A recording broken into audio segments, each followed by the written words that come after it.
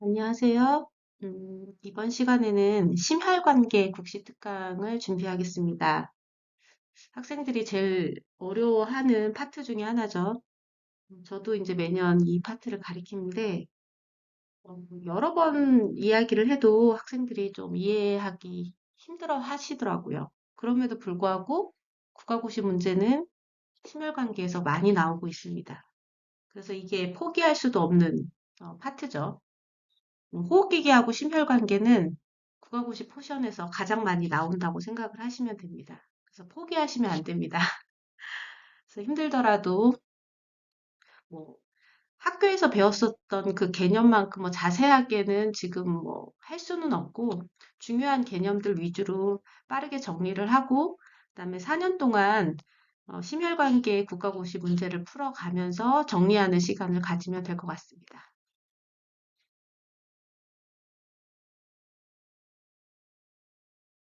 자, 심장의 구조를 우선은 알아야 돼서, 왜냐면 이제 이쪽에 심장도 하나의 장기이기 때문에 질환 자체가 염증 질환이거든요. 그래서 심장의 구조를 알아야지 염증도 이해를 할 수 있기 때문에 이제 간단하게 설명을 드리자면 심장은 이렇게 좌측으로 조금 치우쳐져 있고 이렇게 나눠져 있다고 생각을 하시면 되는데 이 위쪽이 방이고 밑에 쪽이 실. 그래서 방실 사이에 있다고 해서 요 사이에 있는 판막을 우리가 3천판, 2천판 이렇게 얘기를 하고 있고요.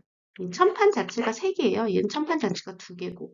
그러니까 아무래도 이제 전신에서 혈액을 받는 혈액의 양이 훨씬 더 많기 때문에 천판이 세 개고요. 얘는 이제 어, 폐를 거치고 나서 들어오는 혈액이기 때문에 이제 2천판.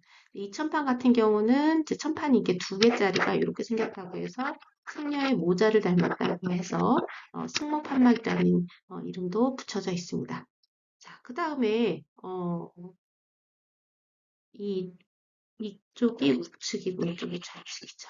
그죠? 그래서 우심방에서 로 간 다음에 폐에서 좌심방, 좌심실로 들어오는데 요때 우심실에서 폐로 갈 때의 판막이 뭐가 있냐면은 폐동맥 판막이 있어요. 이쪽에 폐동맥 판막 있죠.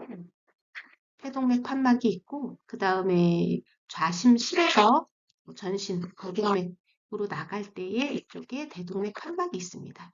그래서 얘는 이제 혈액을 보내는 때 필요한 판막이기 때문에 보낼 때 판막이 열리고 보내고 나서 판막이 닫히는 거죠.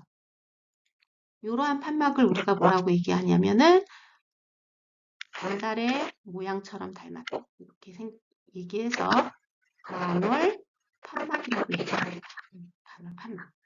이렇게 이제 판막이 구성되어 있고요. 그다음 심장은 수축과 이완을 하려고 이제 움직이기 때문에 굉장히 강한 힘이 필요합니다. 물론 정기적인 힘도 필요하지만 그래서 심장은 대부분 근육으로 이루어져 있는데 당보다는 실이 훨씬 더 힘이 좋아야 되기 때문에 실 쪽의 근육이 훨씬 더 두껍고요. 특히나 우심실보다는 좌심실의 근육이 조금 더 크다고 생각을 하시면 됩니다.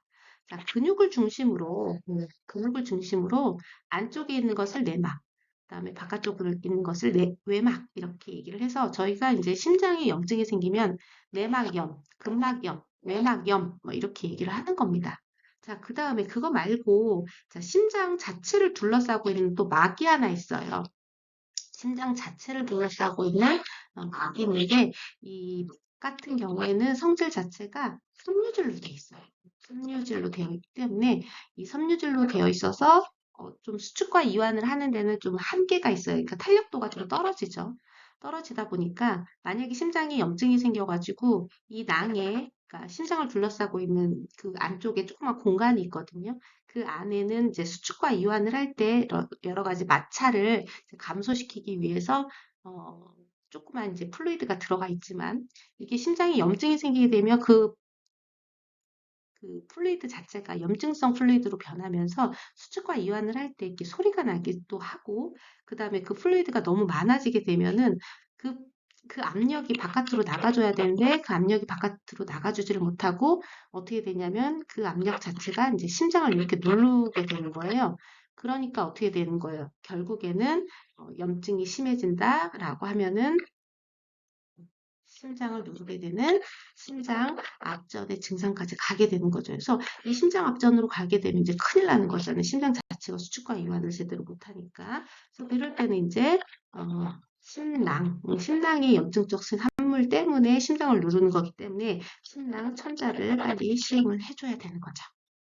자, 그래서 이 간단하게 이제 심장의 구조에 대해서 배웠고, 심장도 하나의 장기이기 때문에 염증이 생길 수밖에 없어요. 그래서 심장 염증에 대한 문제들이 이제 가끔 출제가 되는 거죠.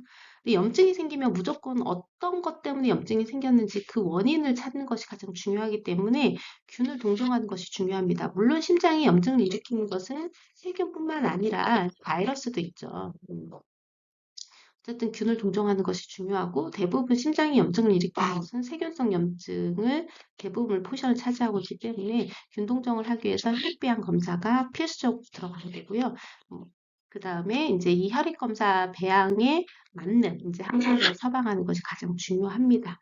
특히나 이제 내막 같은 경우에 염증이 생기는 원인을 봤더니 대상자가 이제 면역력이 떨어진 대상자가 치과 치료에 의해서 그러니까 우리가 보면은 치아라는 것 자체가 굉장히 우리 몸의 안쪽에 있는 혈관과 이제 밀접하게 관련이 되어 있잖아요. 그리고 이제 구강에 있는 세균 자체가 치과 치료를 하면서 잘 들어갑니다. 그래서 구강 내시경 강제를 해야 되고 치과 치료할 때에는 면역력이 떨어진 사람이라든가 아니면 심장에 염증이 있었던 경력이 있었던 사람이라든가 이런 사람들 같은 경우에는 치과 의사한테 꼭 얘기를 하고 심장 질환이 있다고 얘기를 하고 예방적 항생제를 꼭 맞고 치료를 할 수 있게끔 이제 미리 알려줘야 된다는 거죠.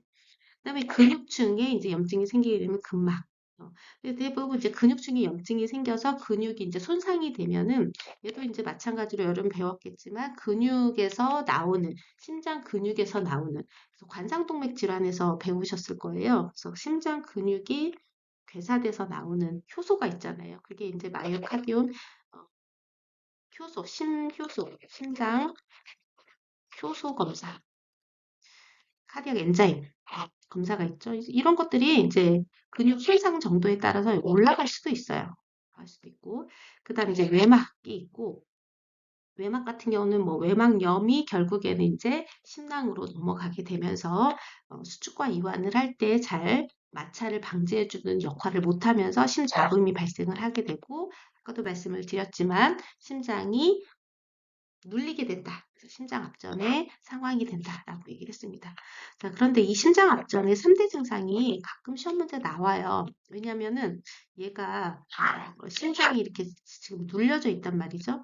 그러면은 전신에서 들어오는 정맥이 들어올 수 있어요, 없어요? 없단 말이에요. 그래서 정맥압이 상승돼요. 눌려 있기 때문에. 근데 대부분 정맥압 상승이라는 의미 자체는 뭐냐면은 어, 전신 정맥 혈액 양 자체가 늘어났다라는 의미잖아요. 그래서 우리가 이제 CVP가 증가했다 뭐 이렇게 얘기를 하는 건데 얘는 이 심장 압전의 상황은 심장이 눌렸기 때문에 정맥압이 상승한 거지 전신 혈액량이 많아서 그러니까 CVP가 올라간 게 아닙니다. 당연히 심장이 수축과 이완을 못하니까 순환 자체도 약해지고요. 그다음 들어오는 혈액량이 없으니까 혈압도 하강하는 이러한 상태가 심장 압전이라고 생각을 합니다. 그래서 대상자가 이제 돌아가실 수가 있기 때문에 빨리 이제 심낭천자를 해야 되겠죠. 자, 이 심낭천자에서 또 기본적으로 알아줘야 되는 게 뭐냐면요. 한 번에 너무 많은 양을 뽑으시면 안 돼요. 그래서 30분 이내에 뭐 300cc 이상의 플루이드를 뽑는다든가 이런 것들은 지양해라. 이유는 너무 많은 양의 플루이드를 뽑게 되면은 얘도 필요 없는 체액이지만 어쨌든 몸 안에 있는 체액이 갑자기 또 빠져나오게 되면은 그 안에 있는 밸런스 압력의 밸런스가 깨지면서 얘가 무슨 문제가 생기냐면 심장도 폐하고 연결돼 있잖아요. 폐부종이 발생해요. 압력에 의해서. 자, 그 다음에 이제 심장의 염증을 일으키는 가장 큰 원인 중에 하나가 류마티스예요, 류마티스. 류마티스 심질환인데 이 류마티스는 여러분 배우셨을 거예요. 자가 면역 질환이잖아요. 자가 면역 질환이라는 것 자체는 자기가 자기 면역을 인식하지 못하고 공격하는 그러한 상태이기 때문에 이 자가 면역 질환 자체는 면역력이 굉장히 좀 떨어져 있다. 이렇게 생각을 하시면 되고, 특히나 류마티스 심질환 같은 경우는요, 심장에 공격을 가기 시작하면 이제 판막이 죽어 나가는 거예요. 판막. 그래서 판막의 손상을 일으키게 되겠고, 우리가 판막이 4개가 있잖아요. 그죠? 하나는 우리가 방과 실 사이에 있다고 해서 방실판막. 그 다음에 이제 보내는 반월판막. 얘는 방울판막, 얘는 비닐판막. 방실판막에는 또 3천판, 2천판이 있고 2천판의 다른 이름이 승모판막이라고 얘기를 했고 반월판막 같은 경우는 대동맥판막하고 폐동맥판막 이렇게 되어 있는데 얘네들이 이제 문제가 생기기 시작을 하는 거예요. 그 중에서도 류마티스 심질환에서 가장 먼저 판막이 손상되는 것은 바로 승모판에 문제가 생깁니다. 그 다음에 이제 상처판, 그 다음에 대동맥판막 뭐 이런 식으로 문제를 일으키는데 어쨌든 이 승모판에 먼저 어택이 일어난다는 거 꼭 기억을 하시기 바랍니다. 자, 류마티스 심질환에서 가장 문제가 되는 게 판막을 공격한다. 판막의 기능을 손상되게 한다라고 얘기를 했는데 판막도 이게 이제 혈액을 받아서 보낸 다음에 이제 닫혀야 되기 때문에 판막이 좁아진 문제하고 판막이 닫히지 않는 이러한 문제 두 가지로 우리가 나눠서 생각을 할 수가 있거든요. 그래서 판막 협착이냐 아니면은 판막 폐쇄 부전증이냐? 폐쇄 부전증 같은 경우는 역류의 문제를 일으키고 있죠. 그래서 이제 이런 것들이 해결이 제대로 안 되면 결국에는 판막 대치술이라는 수술을 받게 되겠지만 이 판막 대치술을 또 받게 되면 또 문제가 뭐냐면은 다른 물질이 내 몸에 들어오는 거잖아요. 그렇기 때문에 우리 몸에서 면역 반응이 일어나면서 항원항체 반응에 의한 스럼보시스가 많이 증가를 합니다. 그래서 판막 대치술을 받은 대상자들은요, 항응고제를 꼭 하고 있거든요. 특히나 이제 집에서도 계속 복용을 하기 때문에 항응고제 중에서도 어떤 항응고제를 복용하냐면 와파린을 복용하게 되겠죠. 이 와파린 같은 경우는 퓨어 메디케이션이고 간을 거치기 때문에 시간이 조금 걸려요. 그러니까 액션 타이밍이 좀 걸린다는 얘기죠. 그래서 우리가 반감기를 얘기할 때 얘는 한 72시간 정도 걸린다. 그다음 와파린 같은 경우에는 반감기가 길기 때문에 프로스럼빈 타임을 봐야 돼요. PT 같은 경우는 인터내셔널 타임을 봐야 되기 때문에 INR 그래서 2에서 3배 정도 좀 릴리징 조금 더 늘려야 된다라는 게 가장 중요한 포인트고요. 작년 국가고시 문제에서 그 대상자가 이 와파린을 복용하고 있는데 추가적으로 교육해야 될 사항은 뭐 이런 문제가 나왔었는데 와파린 같은 경우는 INR이 2에서 3배 정도 더 늘어나야 되는데 이 대상자가 1.7이었나 뭐 1.2였나 어쨌든 정상 레벨이 있었단 말이죠. 그랬을 때 간호사가 대상자한테 뭐라고 물어봐야 되느냐? 선생님, 집에서 와파린 제대로 복용하셨나요? 라고 물어봐야 되는 게 그게 정답이었던 것 같아요. 그래서 항응고제는 지속적으로 문제가 나오니까 제가 또 시간 날 때 다시 한번 설명을 드릴게요. 어쨌든 판막 협착이냐 폐쇄냐 대부분은 류마티스 심질환은 승모판막에 먼저 영향을 미친다고 얘기를 했잖아요. 그렇죠? 승모판 같은 경우는 그림을 이렇게 그러면 어디에 있냐면 이쪽에 있죠. 이쪽. 얘는 폐를 거쳐가지고 좌심실로 들어오는 판막이기 때문에 뭐하고 관련이 있냐면은 폐하고 관련이 있어요. 그래서 폐질환이라든가, 그러니까 승모판에 문제가 생기면 폐질환이라든가 폐우열, 폐수종에 문제를 일으키게 되겠고요. 그 다음에 이제 공격을 잘하는 데가 대동맥 판막이거든요. 대동맥 판막 같은 경우는 생각을 해보세요. 이쪽 좌심실에서 대동맥 궁으로 또 통해서 나가는 거잖아요. 그러니까 결국에는 전신에다 혈액을 보내야 되는데 그게 협착이 됐든지 폐쇄돼서 역류됐든지 결론적으로는 무슨 문제가 생기느냐 심박출량이 저하되는 그러한 문제를 일으키더라 라는 거 그냥 그림만 그리면 이제 되거든요. 우리는 대부분 문제들이 주관식이 아니라 객관식 문제이기 때문에 충분히 1, 2, 3, 4, 5에서 찾으실 수 있을 거예요. 그런데 이제 대동맥 판막 같은 경우는 전신으로 혈액을 보내는 그러한 중심이 있기 때문에 굉장히 좀 특이한 상황들이 벌어지게 되는데 대부분 이제 대동맥 판막 같은 경우에 협착이 됐든지 또는 폐쇄가 됐든지 특히나 이 폐쇄, 역류가 됐을 때에는 심장 입장에서는 어떻게 해서든 이 역류된 혈액을 전신으로 보내려고 더 많은 압력들이 필요합니다. 더 많은 압력들이 필요하기 때문에 그로 인해서 생기는 현상이 뭐냐면 생각을 해보세요. 내가 혈액을 보냈어. 보냈는데 내가 예를 들어서 XC라는 혈액을 보냈어요. 보냈는데 얘가 이제 판막이 확 닫혀가지고 완전히 다 보내야 되는데 판막이 안 닫히는 거예요. 안 닫히니까 이 이 혈액 중에 뭐 일부가 다시 리바운드 돼서 돌아오는 거죠. 뭐 50cc가 돌아와요. 그러면 이 아래에 있는 혈액들은 또 다음에 보내야 되는 100cc가 있단 말이에요. 그러면은 100cc가 아니라 150cc를 보내야 되기 때문에 아까는 내가 힘을 100이라는 힘을 써서 보냈는데 이 150의 혈액을 보내야 되니까 나는 힘이 또 150이 필요한 거예요. 이건 제가 예를 든 거예요. 그러니까 훨씬 더 힘이 막 증가하고 증가하고 증가할 수밖에 없는 거죠. 그래서 심실의 부담이 굉장히 많이 증가하게 됩니다. 그러면서 한번 일에 박출 힘이 증가할 수밖에 없어서 증가된 일의 심박출량으로 수축기 압이 급히 상승이 된다. 왜냐하면 힘이 굉장히 세야 되니까. 딱 세고, 그러니까 우리가 대부분 수축기 압 하면은 시스톨릭 BP라고 얘기를 하잖아요. 시스톨릭 BP가 확 올라가는데 그러고 나서 다이아스톨릭 BP가 형성이 되려면은 이 다이아스톨릭 BP는 언제 형성이 되냐? 판막이 닫혀야 돼요. 닫히면서 어, 압력이 형성된 게 다이아스톨릭 BP거든요. 물론 뭐 다이아스톨릭 BP에서 판막이 닫히면서 또 관상순환이 일어나긴 하지만 어쨌든 다이아스톨릭 BP가 형성이 돼야 되는데 지금 이해가 된단 말이니까 잘 안 닫힌단 말이에요. 안 닫히다 보니까 어떻게 되냐면 다이아스톨릭 BP가 확 떨어지는 거예요.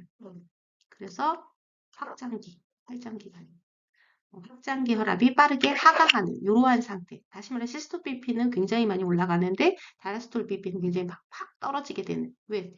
판막이 닫히지 않기 때문에 잘 닫히지 않기 때문에 완전히 안 닫히는 건 아니지만 문이 살짝 열려 있기 때문에 다이아스톨 BP가 굉장히 많이 하강하게 되는 이러한 상태가 일어나는 거예요. 이 현상은 이해가 되시나요? 그것 때문에 이제 여러 가지 강한 맥파와 확장기 하강 맥파가 촉진이 되는 겁니다. 그러한 상태의 맥박을 우리가 이름을 붙였어요. 무슨 이름을 붙였냐? 코리가 맥박, 또는 호탈 맥박, 비어있는 맥박이다. 속맥박, 그 다음에 물망치 맥박. 물망치 같은 경우는 우리가 대부분 웅덩이가 있으면은 망치로 퉁퉁퉁 쳤을 때 파동이 이렇게 생기잖아요. 이런 파동 자체가 시스톨릭 BP와 다이스톨릭 BP의 차이에 의해서 생긴다. 그래서 이러한 이름을 붙였습니다. 이러한 현상 때문에 다시 말해서 경동맥이 과도한 맥박과 수축이 생기면서 그 압력에 의해서 그러니까 머리 쪽이 앞으로 끄덕끄덕거리는 거예요. 그러한 상태의 사인을 우리가 뭐라고 얘기했냐면 뉴셋 사인이라는 이름을 붙였습니다.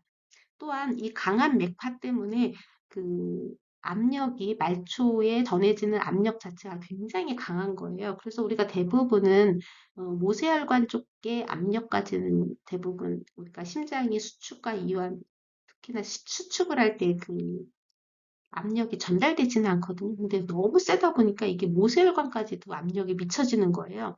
그래서 손톱 밑에 모세혈관에 맥박이 촉진되는 그러한 상태가 일어나게 되는 그러한 상태를 우리가 퀴킥 사인이라고 얘기를 합니다. 어쨌든 이거는요, 대동맥 판막의 역류로 인해서 다시 말해서 대동맥 판막이 닫힌 문제가 생기면서 생기는 이러한 현상이라고 생각을 하시면 되고요. 그 다음에 이제 손천판에 이제 영향이 생기면은 그리고 손천판이 이쪽에 있잖아. 이쪽 같은 경우는 여기에 이제 문제가 생기면은 당연히 들어오는 혈액 정맥 귀환에 문제가 생기기 때문에 울심부전이 생길 수밖에 없겠다. 이렇게 이야기를 하고 있습니다. 그럼 이런 문제를 일으키는 류마티스는 어떻게 우리 몸에 침범을 하는가 이렇게 봤더니요. 얘는 굉장히 좀 독한 균인데 우리 몸에 딱 들어와가지고 어떤 막 고열을 낸다거나 그러진 않고 서서히 우리 몸의 면역 체계를 이렇게 약화시키는 그러한 균이라고 생각을 하시면 돼요. 그래서 특히나 이제 어렸을 때 감기 많이 걸리잖아요. 상기도 질환에 많이 걸리는데 특히나 그때 이제 급성 인후염이라든가 편도선염에 걸렸는데 이 편도선 인후염이나 편도선염을 일으키는 원인균 중에서도 그룹 A 베타 용혈 사슬 R균에 의한 급성 인후염이나 편도선염에 걸리면은 류마티스 나중에 나이가 들어가지고 그러니까 10대 때 걸렸던 것이 제대로 치료가 되지 않고 어, 뭐 증상 완화만 하고 지내다가 50대나 60대 정도에 나중에 확인을 해봤더니 결국에는 얘가 저지 면역력을 갖다가 계속적으로 파괴를 시키면서 심장, 류마티스 심장염으로 갈 확률이 높다. 이제 이렇게 얘기를 하고 있습니다. 그러니까 어렸을 때에 류마티스 심질환에 걸리지, 그러니까 류마티스가 우리 몸에 들어오지 않게끔 이제 하려면은 이러한 균들을 어렸을 때부터 잘 관리를 해줘야 되겠죠. 그래서 감기, 인후염이나 편도선염에 걸리면은 우선 균 동정을 할때 인후 분비물을 배양을 해서 이 그룹 A 베타 융혈 사슬 알균이면 우리가 조금 더 맥시브하게 항생제 치료를 해야 되는데 항생제는 그거예요. 페니실린, 그죠? 네. 자, 그다음에 류마티스 심질환의 대표적인 그 4대 증상 같은 경우에는 심장은 당연히 공격을 하고요. 얘는 이제 면역을 떨어뜨리기 때문에 관절에 영향을 미치더라도 다발성으로 이제 영향을 미치게 되겠고요. 피하결절이 보이고 모서리 홍반. 모서리 홍반 같은 경우 우리가 무슨 모기 같은 게 물렸을 때 이 주변 모서리가 이제 좀 빨개지고 여기 하얗게 되잖아요. 뭐 그러한 상황이 보여진대요. 그리고 얘가 제일 무서운 게 뭐냐면은 판막에 손상을 일으키는데 판막에 영구적 손상을 일으킨다. 돌이킬 수가 없고 결국에는 이제 하다 하다가 증상이 너무 심해진다 그러면은 판막 대치술까지 받게 되는 그러한 상태로 가는 게 류마티스 질환이라고 생각을 하시면 됩니다. 그다음 우리가 심장의 순환에 대해서 이제 체순환, 필순환은 이제 아실 테고 이제 관상순환에 대해서 잠깐 얘기를 할게요. 관상순환 같은 경우 아까 제가 잠깐 얘기를 했지만 우리가 시스톨릭 BP가 있고 다이스톨릭 BP가 있다고 얘기를 했잖아요. 자, 심장에서 전신으로 나갈 때는 이제 좌심실이죠. 이 좌심실에서 대동맥경을 통해서 착 나가는데 어, 나가면서 이쪽에 판막인 대동맥 판막이 열리겠죠? 열리면서 나갔을 때 이 대동맥이 받는 압력 자체를 우리가 시스톨릭 BP라고 얘기했고 얘는 대동맥 판막 자체가 열린단 말이에요. 열린 상태고 그다음에 보냈으면은 그 다음에 대동맥 판막이 닫혀야 되잖아요. 닫힌 다음에 생기는 압력 자체가 뭐냐면 다이스톨릭 BP거든요. 그러면 이 다이아스톨 BP가 딱 형성이 되면은 그 대동맥공에 뭐가 있어요? 이 혈액 분지가 있잖아요.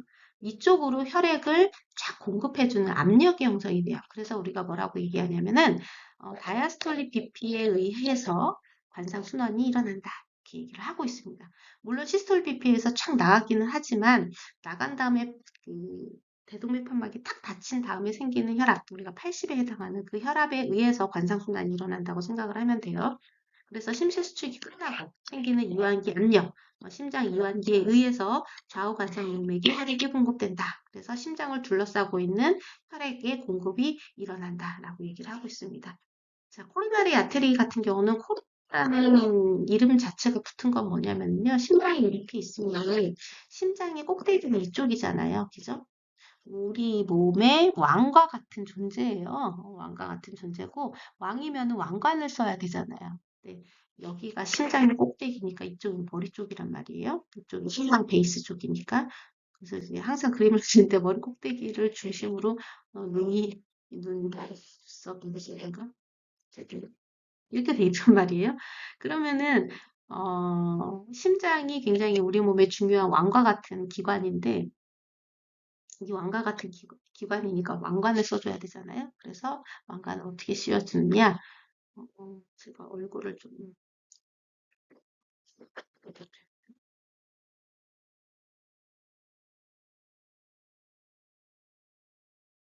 왕관을 씌워줘야 돼요.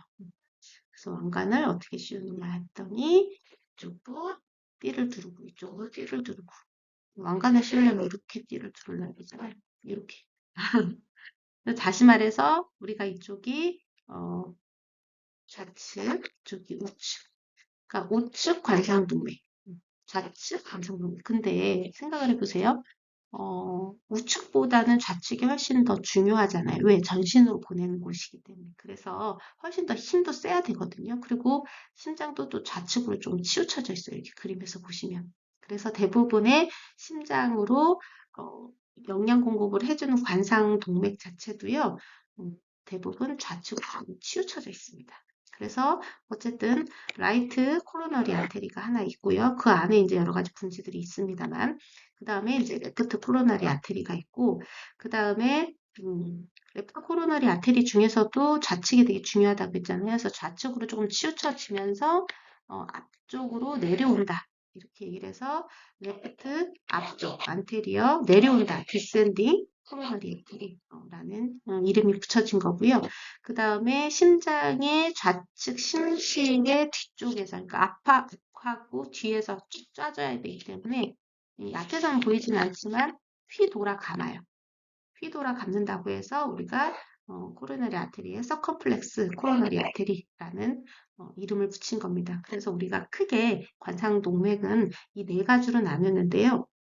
하나는 뭐냐면 RCA, 그 다음에 LCA. 근데 R보다는 L이 메인이잖아요. 그래서 메인이라는 얘기도 붙이기도 하고, 어쨌든 이게 그러니까 엔지오를 할 때의 이런 결과물 같은 거, 이렇게 페이퍼를 보시면은 RCA, NCA 이렇게 얘기를 합니다. 그 다음에 얘는 이제 레프트 쪽으로 좀 치우쳐져 있잖아요. 그래서 얘는 LAT라고 표현하고, 얘는 이제 휘 돌아 감았다 해서 컴플렉스인데 어쪽으로 휘 돌아 감았냐면 레프트 쪽으로 휘 돌아 감았단 말이에요. 그래서 LCX 이렇게 약어로 표현하고 있습니다. 이거는 이제 LCX, 얘는 LCA, 얘는 LAD, 얘는 RCA. 그래서 우리가 코로너리 아테리를 대표적으로 이렇게 네 개로 이루어져 있다라고 생각을 하시면 됩니다.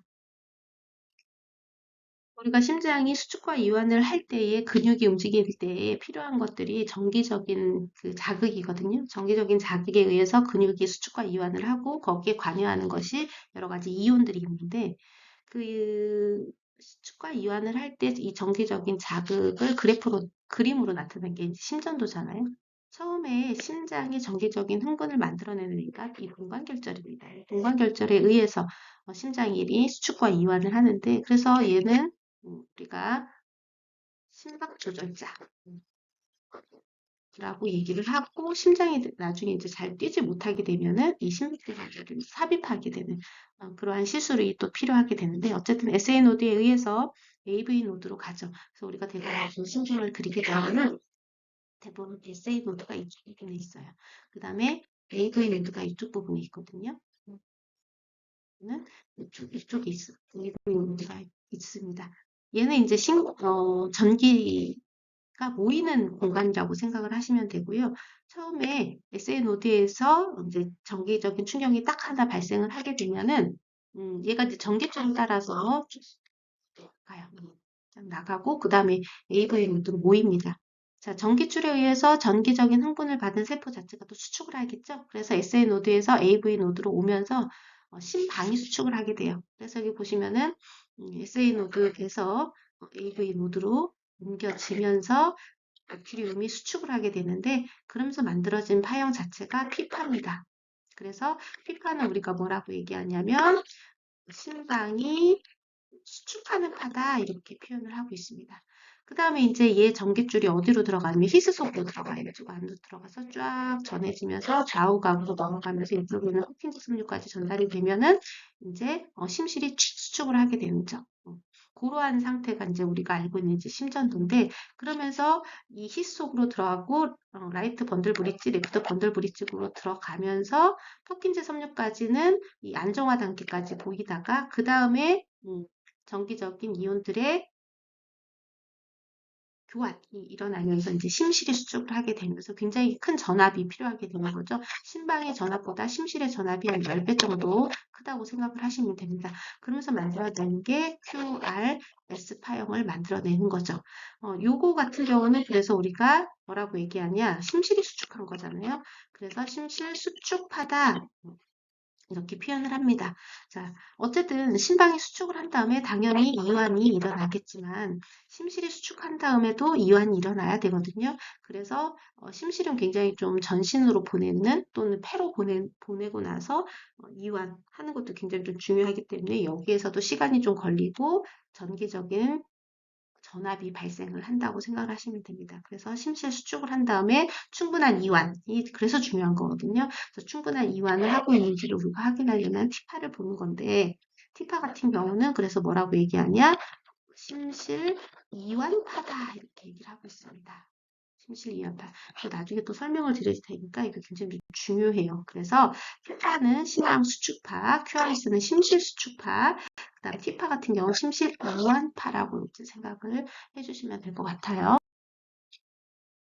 그다음에 학생들이 제일 힘들어하는 게 뭐냐면요. 심전도를 판독할 때 분당 하트레이트를 계산하는 이러한 문제들을 굉장히 많이 힘들어하더라고요.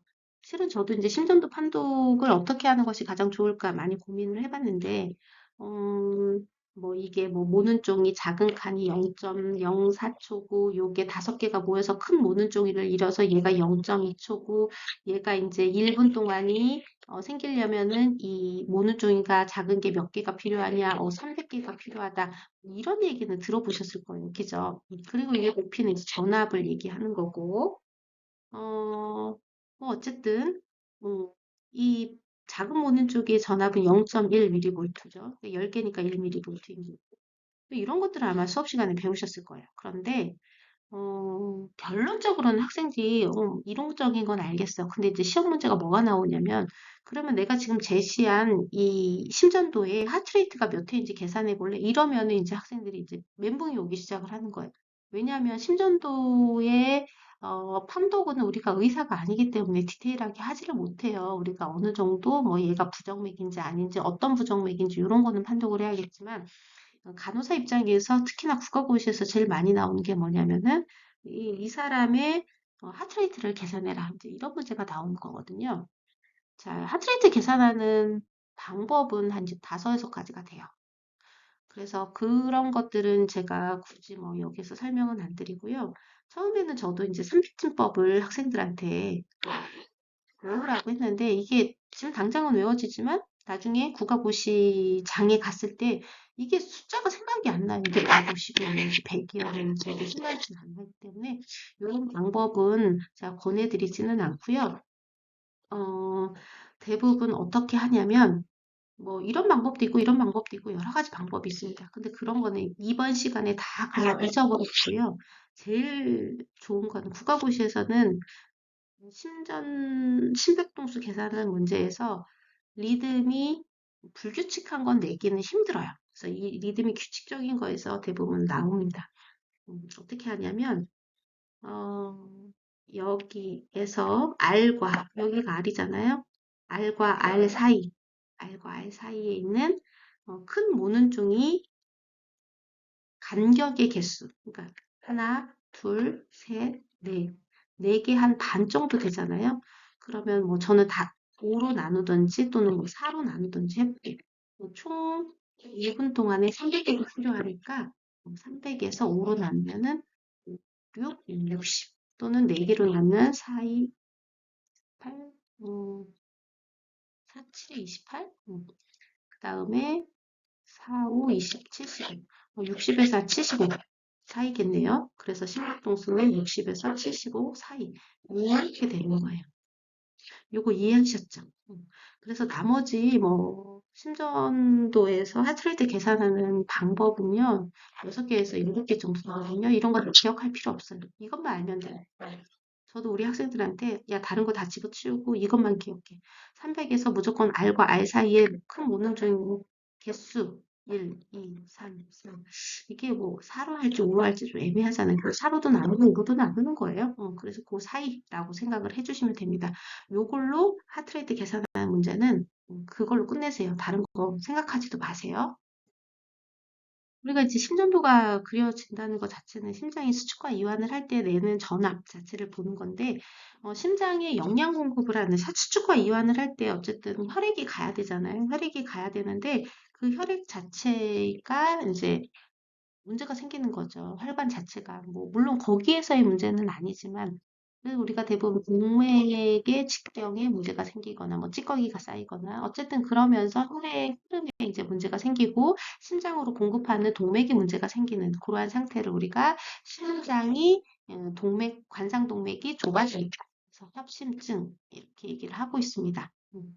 대부분 이제 이 그림에서 보시면은 혈액의 흐름을 방해하는 어떠한 원인이 대부분 죽상경화 반인데 부분적으로 막은 경우예요. 그래서 우리가 혈액이 이렇게 지나갈 때에 다른 쪽으로 세포가 원하는 만큼의 혈액량을 보내는데 문제가 없으면 문제가 없는데 심근의 산소 요구량이 증가한다. 예를 들어서 내가 막 흥분을 했다거나 뭐 아니면 운동을 했다거나 뭐 등등등 뭐 밥을 먹었다거나 어떠한 활동력이 증가를 했을 때, 다시 말해서 심근의 산소 요구량이 증가를 했을 때 그만큼 혈액이 공급이 안 되는 거예요. 그러니까 어떻게 되냐, 무슨 상태가 발생하냐면은 혈액이 모자라는 상태, 허혈 상태가 발생을 하는 거죠.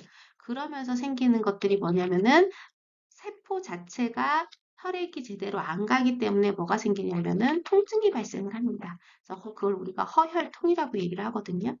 근데 이제 이분 같은 경우는 이제 심근의 산소 요구량이 늘어나니까 허혈 통증이 발생을 했는데 좀 쉬어졌더니 괜찮아졌어요. 휴식 또는 여기에서 또 우리가 알아야 되는 게 반대는 아니고 휴식 또는 NTG 같은 경우는 혈관 확장제거든요. 여기 혈관을 이렇게 확장시켜주는 거예요.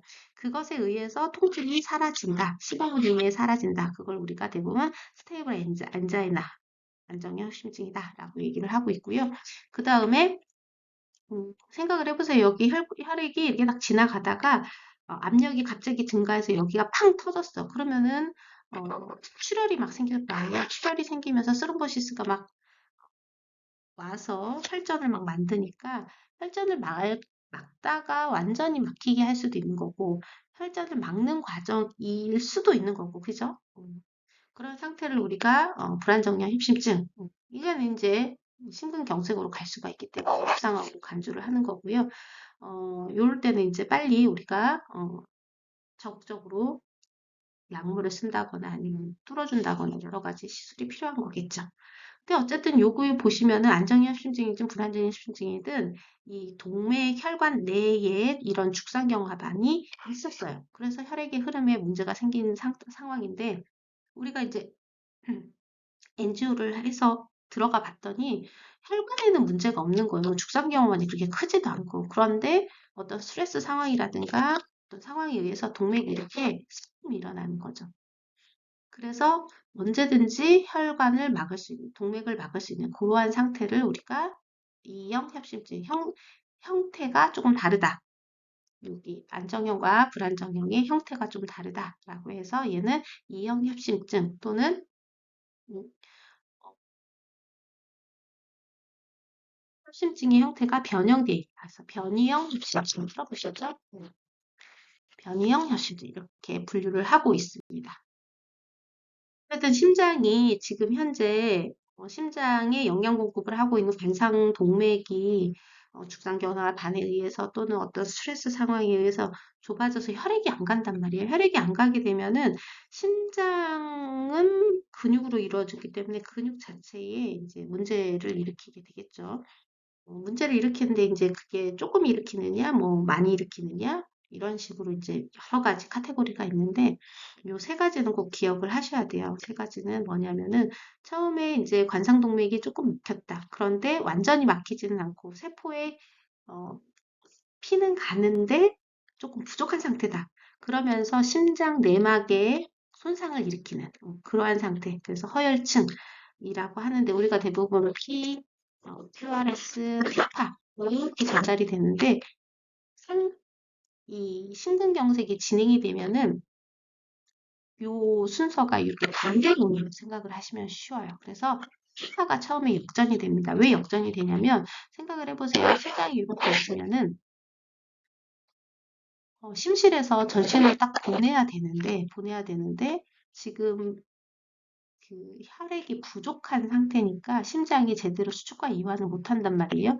그런데 심장 입장에서는 최대한 전신으로 보내야 하기 때문에 충분한 이완이 필요한데 이완이 제대로 안 되는 거예요. 그럼 심장 입장에서는 보상하려고 이완의 힘을 늘리겠죠. 늘리겠죠. 근데 아무리 늘려도 안 돼. 그러니까 이제 전압 자체가 뒤집어지는 거예요. 그래서 티파가 처음에는 역전이 됩니다. 그러면은 EKG 사용해서 티파가 역전이 돼 있다. 아, 그러면은 관상동맥 질환 중에 허혈에 해당하는구나. 허혈성 심질환으로 지금 진행돼 있고 있는 거구나. 관상동맥으로 바로 갈 수가 있겠구나. 관상동맥 질환으로 바로 갈 수가 있겠구나. 이걸 우리가 예측을 하게 되는 거고 이걸 빨리 해결해 주지 못하고 뭐 산소를 준다던가 엔티지를 준다던가 아니면은 뭐 다른 뭐 약물을 준다던가 뭐 그런 약물 중에서는 뭐 항혈수판제제라든가 항응고제라든가 혈전용해제라든가 이런 것들 빨리빨리 처치를 했는데 하면은 이제 이 티파 역전이 다시 돌아오겠죠. 그런데 만약에 해결이 안 된다. 그러면 이제 심장 근육이 이제 손상이 되는 거예요. 그러니까 상해층이 발생했다 이렇게 얘기를 하는데 상해가 됐는지 안 됐는지 손상의 단계가 있는지 없는지를 우리가 EKG 상에서 확인하려면은 요거가 QRS가 심실 수축파라고 했고 얘는 심실 이완파라고 했잖아요. 수축과 이완 사이에 이제 문제가 생겨요. 그래서 이 ST에 문제가 생기는 거거든요. 그래서 ST가 어떻게 되냐면 전압이 엄청나게 올라가요. 내려가지를 못해요. 못하면서 ST가 엘리베이션 됩니다. 물론 우리가 그래서 심근경색증을 진단하는 EKG 상황에서의 제일 중요한 사인이 뭐냐면 ST 엘리베이션인데요. 상해층에서 무조건 다 100% ST가 엘리베이션 되냐 또 그거는 또 아니에요. 그래서 ST 엘리베이션 MI와 MI 중에서도 ST 엘리베이션 MI와 넌 ST 엘리베이션 2라고 써요. 엘리베이션 MI 이렇게 두 개로 나누거든요. 넌 ST 엘립션 MI 같은 경우는 ST가 올라갈 수도 있고 또는 보세요. ST가 평평해질 수도 있어요. 또는 ST가 뒤집힐 수도 있단 말이에요.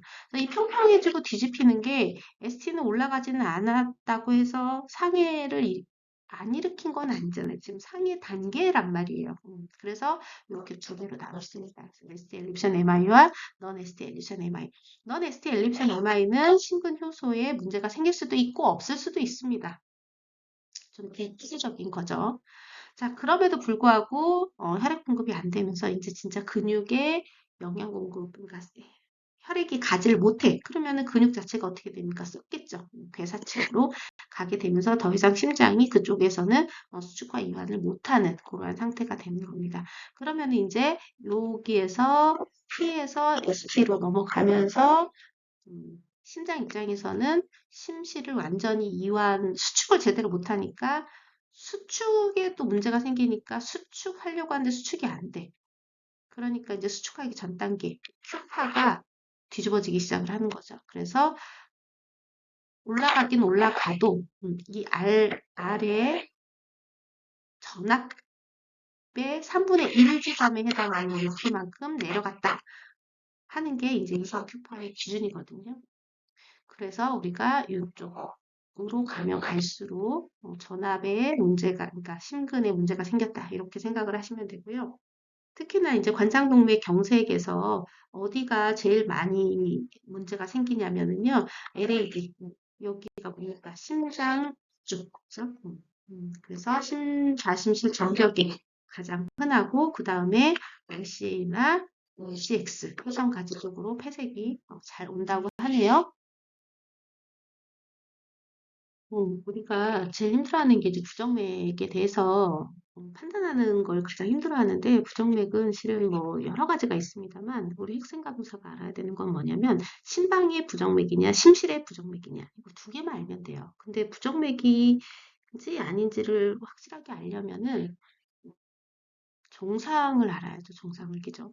정상을 알아야 되는데 대부분 이게 부정맥이 생겼는지 안 생겼는지 물론 우리가 EKG에서도 확인을 할 수가 있지만 이 EKG 상에서 좀 잘 안 보이고 또는 뭐 EKG 상에서 좀 보이긴 보이는데 또 치료도 좀 하고 싶다. 그랬을 때 우리가 하는 검사가 뭐냐면 정기 생리학적 검사예요. 얘는 진단과 치료가 가능한 검사라고 생각을 하시면 되고 얘는 침수적 처치입니다. 침수적 처치. 우리가 대부분 정맥으로 어프로치 하냐, 동맥으로 어프로치 하느냐에 따라서 정맥으로 어프로치 하는 것은 우심도자술, 부자술. 그다음 동맥으로 어프로치 하는 것을 좌심도자술. 이렇게 얘기를 하잖아요. 그죠? 우심도자술 같은 경우에는 뭐 CVP라든가 수완간지 카테터라든가 이런 것들. 그 다음에 좌심도자술 같은 경우는 관상동맥 조영술이라든가 아니면 관상동맥 스텐트 시술이라든가 뭐 이런 것들. 어디로 어프로치 하느냐에 따라서 저심도 저술이냐, 우심도 저술이냐. 자, 그렇다면은 정기생리학적 검사는 제가 아까 침수적 진단이라고 했는데 얘는 어디로 들어가겠어요? 네, 얘는 이제 정맥으로 들어가기 때문에 얘도 우심 보자술의 하나의 형태다 생각을 하시면 됩니다. 자, 어쨌든 정상을 우리가 알고 있어야 되거든요. 그래서 정상은 리듬이 규칙적이다. 그 다음에 심박동수는 분당 60에서 100 사이다. 이게 굉장히 또 중요하죠. 90배 이하면 우리가 서맥이라고 얘기를 하고 100회 이상이면 우리가 빅맥이라고 진단을 하는 기준이기 때문에 자, 그 다음에 피파는요, 이게 피파잖아요. 피파는 0.12초 이내, 0.12초 이내라는 얘기는 뭐냐면은, 피파가 무슨 파라고 얘기했어요? 심방이 수축하는 파라고 얘기했잖아요. 그죠? 그 심방 수축하는데 걸리는 시간이 0.1초 이내라는 거예요. 다시 말해서 0.1초를 넘기면 안 되는 거죠. 뭐 0.12초나 0.1초나. 근데 심방이 수축하는데 걸리는 시간이 많이 안 걸린다는 얘기예요. 그러면은 심실은 더 크니까 수축하는데 시간이 많이 걸릴까요? 그렇지 않아요. 수축하는 데는 시간은 동일합니다. 보세요. 어, 여기는 안 나왔네. QRS. 여기다 QRS. QRS도 수축하는데 0.12초. 다시 말해서 P파와 QRS파가 수축하는데 심방과 심실이 수축하는데 걸리는 시간은 0.12초 이내다. 넘지를 않는다. 만약에 이게 와이드하게 됐다. 만약에 이게 늘어났다라고 한다면은 지금 심장에 문제가 있는 거겠죠? 자, 그 다음에 당연히 피파는 이 QRS 파의 앞에 있어야 되겠죠. 이건 이제 말장난이긴 한데. 자, 그 다음에 피파가 하나 있으면 QRS 파 하나. 다시 말해서 심방이 한번 수축하면 심실이 한번 수축한다. 그 비율이 1대1이다. 라고 얘기를 했고요. 그 다음에 P와 R. 다시 말해서 P와 R. 이 사이가 심방과 심실 수축 그 사이잖아요. 수축하기 이 사이. 심방 수축과 이완하면서 심실 수축기 전까지. 다시 말해서 요거는 뭐냐면 심장이 있으면 SA 노드에서 AV 노드 여기까지 걸리는 시간. 다시 말해서 SA 노드에서 AV 노드까지 오는 시간이란 말이에요. 이 시간과 그 다음에 이제 히스 속으로 들어가면서 라이트 번들 브리지, 레프트 번들 브리지, 퍼킨즈 섬유까지 해서 심실이 다 수축을 하는데 이 P와 R 사이의 이 시간도 되게 중요해요. 이게 결국에는 이제 전기의 전도에 문제를 일으키는지 안 일으키는지 나중에 확인을 하거든요.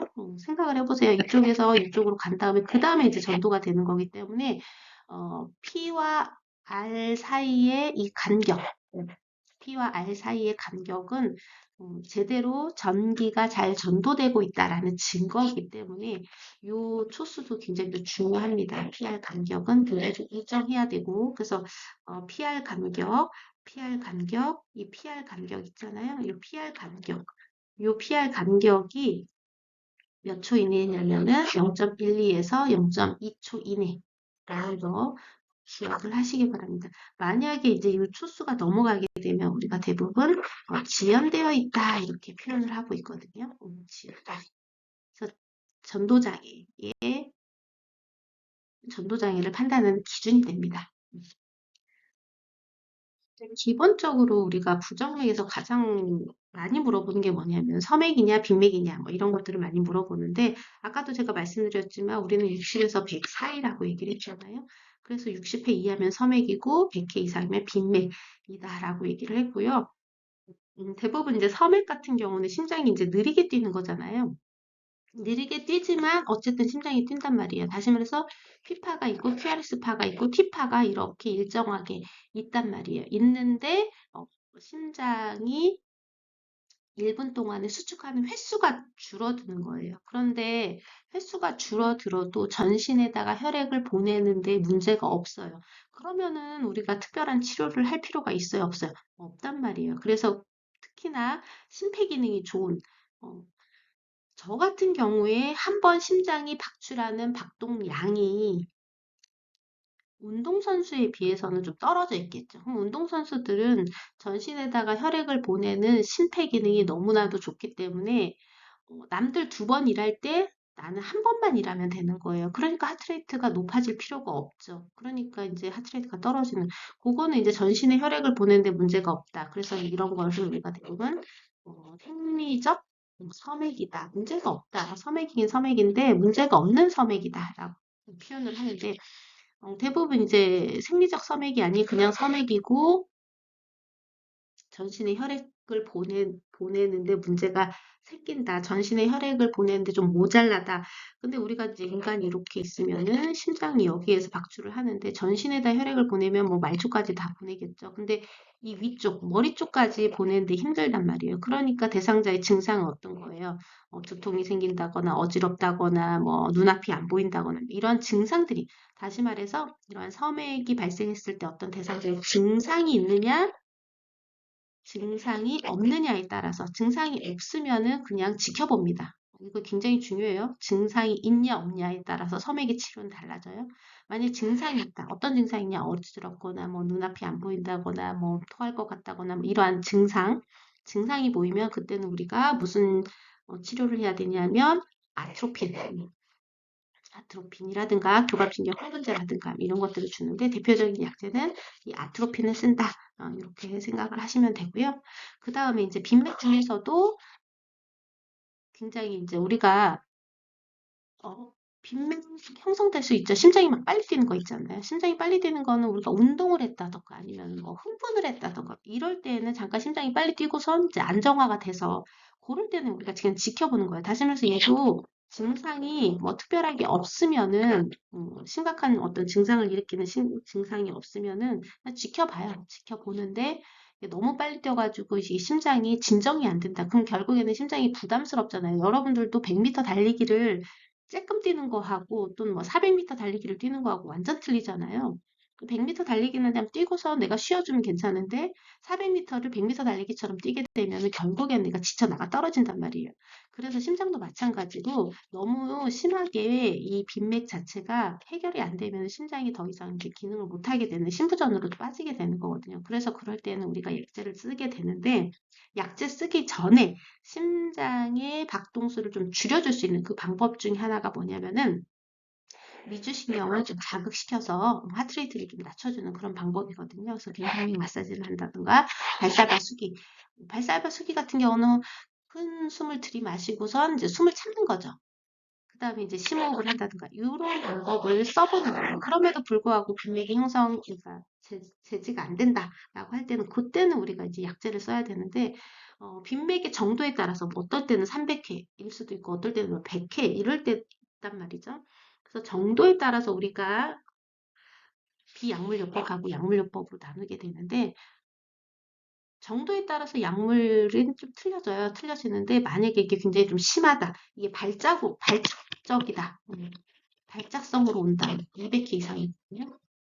그럴 때는 우리가 어떤 약제를 쓰냐면 아데노신을 씁니다. 아데노신 이거 기억하세요. 아데노신은요. 한 6초에서 10초 정도 심장을 멈추게 해주는 거예요. 멈추게 하고 그 다음에 이제 심장이 쉬게끔 해주거든요. 얘는 6초 동안 또는 10초 동안 심장을 멎게 해주기 때문에 그만큼 약효가 요 정도밖에 안 돼서 안감기가 굉장히 짧다. 그래서 의사들이 좀 잘 쓰는 약제 중에 하나거든요. 그런데 이제 하트레이트가 뭐 200회 이상은 아니고 한 뭐 150회 정도인데 좀 하트레이트를 좀 낮추고 싶다. 뭐 그런 약제들은 뭐 베타 차단제라든가 칼슘 채널 블로커라든가 이런 것들을 우리가 추가적으로 쓸 수가 있습니다.